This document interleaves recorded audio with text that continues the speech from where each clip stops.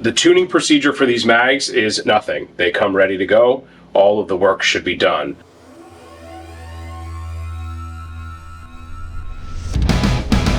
We have a lot of old tuning videos out there on how to tune other people's mag bodies, because for years we had to do that. So we've solved that problem, but these mags are set up slightly different, so the tuning numbers in those old videos do not apply to Atlas mags. So again, they're ready to go. Just buy them and go. I'm going to run through the numbers just so you have them, and then we'll put up a retune video if you drop these 5,000 times, and they're just sheet metal, right? So they will start to come out of spec a little bit. How to get them back in spec. It's really easy. They're very tunable, even after heavy use. So the best way to do this is to, for sure, get the spring and follower out of the guns. So if I got a standard mag here, just push that little tab, bottom slides off, mag and follower come out. Followers are often a little tight in there. So, and you can see this is actually the document we use in-house, but the front of the feed lips, we run them much tighter than we would recommend you run them on the older tubes that we used to have to tune. But 330 to 350 is the best range here. So this one's 346 in the front, and I'm measuring right here, probably about 30 or 40, maybe even 50 thou in from the edge of the beginning of where the feed lips are. So that first part that kind of bevels out, we don't want to measure there. We want to measure just a little bit back. And then the same thing in the back. I'm not going to get the back corner. I'm going to come up probably 100 thou, and I'm 341. The trick here, ideally, and it's not absolute, but you should have the front be slightly smaller than the back. That way the bullet just has a little taper to it. It's making it point up. So this is perfect in that sense.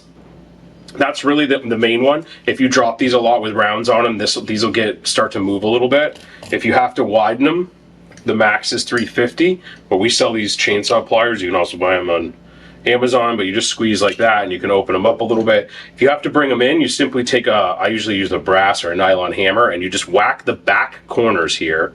In fact, I probably have a hammer here. This is not the one I use, but I would whack the back corners here, and that will pull the whole tube in together. The other couple spots to check, every caliper I've ever seen, you can use this groove. So the Mitutoyos for sure, and these I think are SPIs. So I think this might be an industry standard, this distance here, and I don't know that distance off the top of my head. I apologize, but if you put that in there, we should be under 499, so 487. The other tip you need to know is if you're running calipers, you go right to the edge with pressure, and then this roller here is kind of made so you can roll it. You're not supposed to squeeze it. Like, that number's not real. I'm squeezing that. That's a fake number. So we want to go right to the edge. Yeah, 490, 491. And then the other number, and these normal calipers won't come with this, but there's 1 inch down, so you could go up 1 inch from here to here is 1 inch. And you can make your own little mark or line. And I use the right side of the tube here, and I line that up, and we want that under 570, under 560 is even a little better. And here we are at 558, not a lot of pressure. And so that's the 570 or less. Down. So almost all these numbers, unless there's a range, it's or less. These are max numbers. 570 is a max, 499 is a max. If by chance your follower is, take a premium mag here, and the real difference between the premium and the regular mags is just the base pads on the premium are a little nicer, and because they don't have that plate, they hold it 1 extra round typically. But the follower needs to sit pretty precisely, and these all have the Gen 2 follower, which at the time today is the current one. As the follower comes up, we need it to slow down a little bit, and then we need to sit in exactly the same spot to get the guns to lock back properly. And so sometimes this needs to be tightened up, and the same thing, we would just hit this with a hammer right there, right on this round part right here, just to bring this. And you probably hit it a little harder than that. That probably didn't move it. We'll check. I think we had a number on this. Yeah, so I didn't move it. You got to hit it pretty good. But that will pinch the follower as it comes up, and you might you can adjust your lock back that way a little bit. And same thing, if you needed to open it up, you would put the chainsaw pliers up in the front here.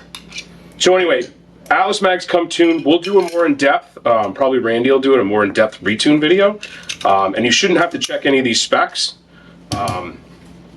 We spend a lot of time here continuously developing both the springs, the followers, and the tubes, and then also the slide lock is an important feature in the guns to get those guns to lock back consistently.